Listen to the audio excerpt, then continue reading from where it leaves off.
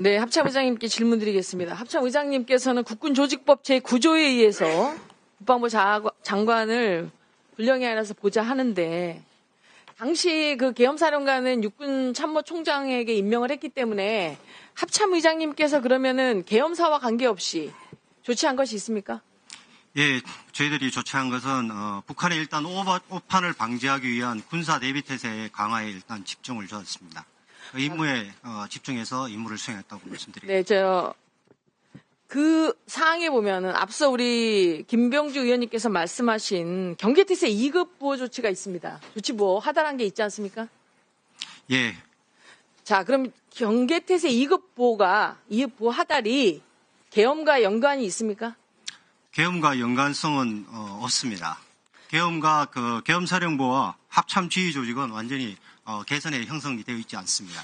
그런데 이제 지금 12월 5일날 일부 지역 매체에서도 얘기하고 있고 좀 전에 김승원 의원님께서 말씀하시는데 군인이 군청을 점령했다. 이러한 얘기들을 하고 있는데 제가 군인인 저로서는 참 안타까운 게 김병주 의원님께서 군대 생활을 하셨기 때문에 우리 합참으로부터 예하부대까지는 어떤 특정한 조치사항이 내려오면 자동으로 실행하게 되어 있는 자동조치부호라는 게 있습니다. 그죠? 동의하시죠?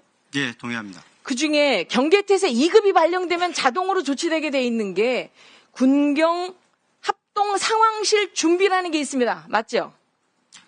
세부적으로 다 공개하기는 어렵지만은 그런 상황들이 계속적으로 선제적으로 돌아간다고 볼 수 있습니다. 네, 왜 그러냐면 지금 이 군경 합동 상황실 이 얘기를 하는 것은 군인이 계엄사령부를 만들기 위해서 갔다라고 지금 군인이 자꾸 민간 군청을 장악했다라는 이러한 얘기들이 있어서 제가 안타깝지만 제가 군 보안이지만 말씀을 드리는 겁니다.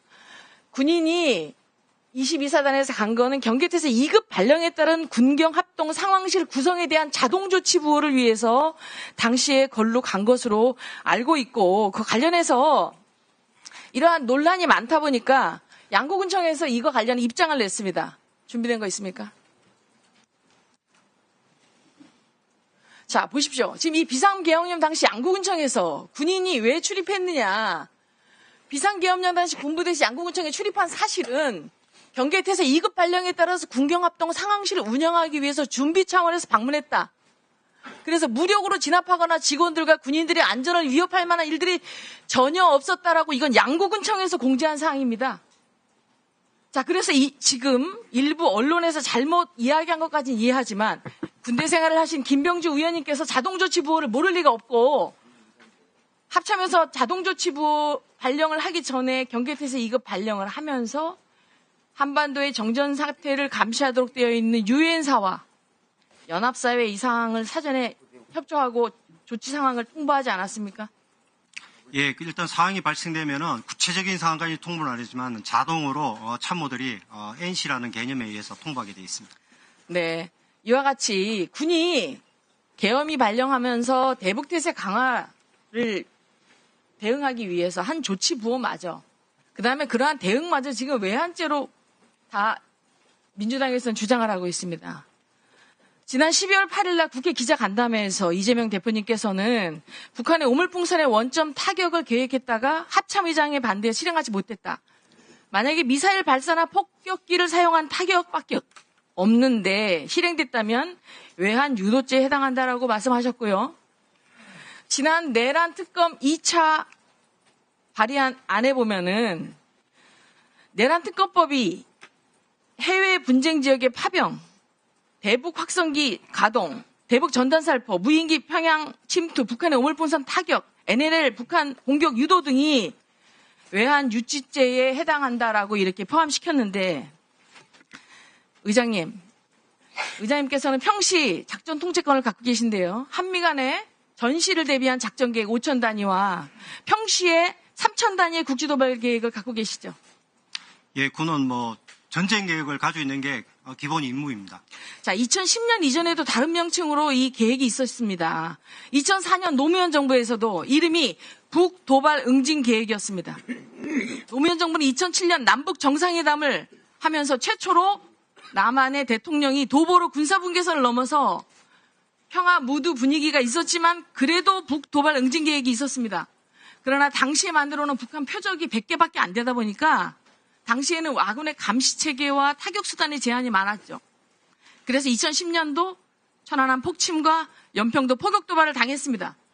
그래서 2011년부터 3천 단위로 시작하는 평시 국지도발 계획이 발전됐고 2016년 이후에 구체화됐고요. 2024년 7월에 현 수준으로 발전됐습니다. 맞지 않습니까? 뭐 구체적으로 확인해 줄 수는 없지만은 군이 창설된 이후부터는 모든 도발 계획에서 발전시키는 게 기본적으로 군의 임무라고 생각하고 발전시키고 있다고 말씀드리겠습니다.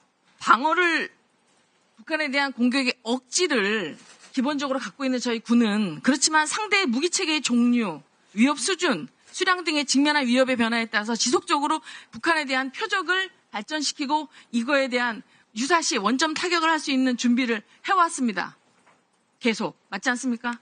예, 다양한 도발에 대비해서 대비 태세를 유지하고 있다고 말씀드리겠습니다. 그리고 북한의 오물풍선이 많이 발생하면서 지난해 8월에 민주당의 김병주 의원께서도 공중요격을 몇 차례 강조하셨습니다. 그러나 공중요격을 하면 적에게 빌미가 되고 그 다음에 확전이 될 수 있는 우려 때문에 풍선이 낙하된 후 안전하게 수거하는 방법을 채택한다고 지속적으로 우리 여당과 우리 군을 위축시켰던 김병주 의원님께서 소속된 민주당에서 왜 갑자기 오물풍선에 대한 원점 타격 계획 수립해놓고 시행하지 않고 유사시 사용하려고 한 이 표적 계획에 대해서 이것이 왜 외환 유치대라고 하고 있는데 동의하십니까? 동의하지 않습니다. 또한 9.19 군사합의 효력이 정지되고 서북도서 포사격 훈련이나 NLA 인근에 한포사격이 정상화됐는데 이것도 과거보다 9.19 합의 이전보다 강화된 것입니까? 아닙니다. 뭐 군은 기본적으로 교육훈련을 하는 것이 강한 교육훈련 하는 것이 군의 임무라고 생각합니다. 자, 그래서 제가 생각하는 것은 일부 확성기 방송이라든지 오물풍선에 대한 대응, 그 다음에 이런 것들이 북풍 공작으로 지금 몰아가고 있는데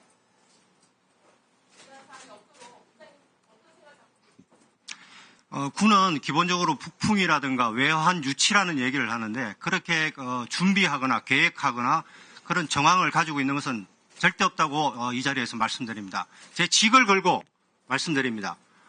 외환이라는 용어를 쓴다는 것은 근본적으로 군을 저는 무시한다고 생각합니다. 저희들의 임무는 헌법에 명시된 국토방위에 신성한 임무를 수행하는 게 군이고 지금 전방에서 추운 상태에서도 그들이 수행하고 있는 그 자체가 우리의 임무를 수행하고 있는 것입니다.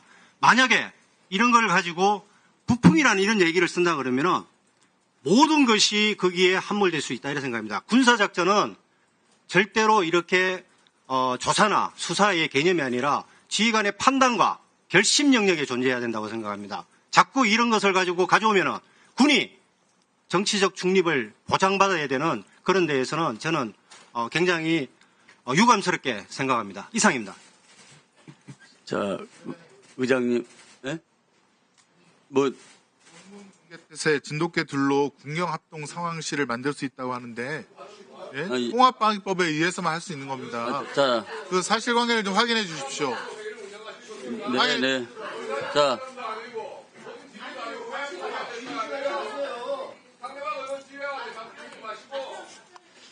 아주 심히 유감입니다.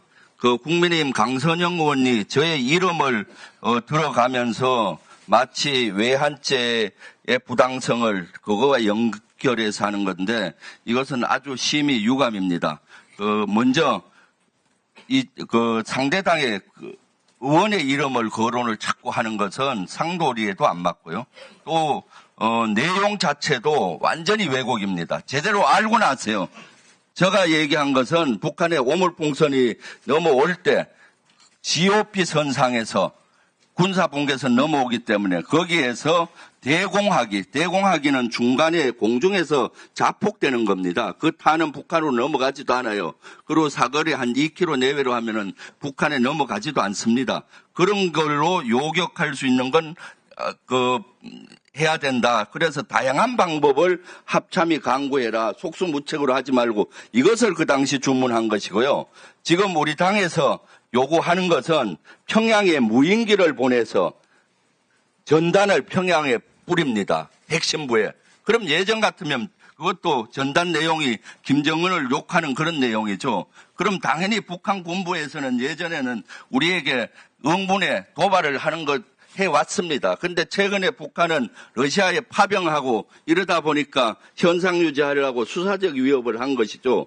마찬가지입니다. 오물풍선의 원점 타격은 오물풍선을 보내는 지역은 군사 분계선으로부터 10km에서 한 15km 북한 후방 지역이에요. 거기에 원점을 타격하려면 포사격이나 미사일이나 또는 전투기로 해야 되는 건데 그렇게 되면 당연히 국지전이 벌어지는 거죠. 이런 것 언급하는 것인데 마치 제가 GOP 선상에서 전술적인 조치를 하는 것을 연계시켜서 하는 건 아주 심히 유감입니다. 알겠습니다. 사과하십시오. 지금 이것은 꼭 제가 사과를 받아야 되겠습니다.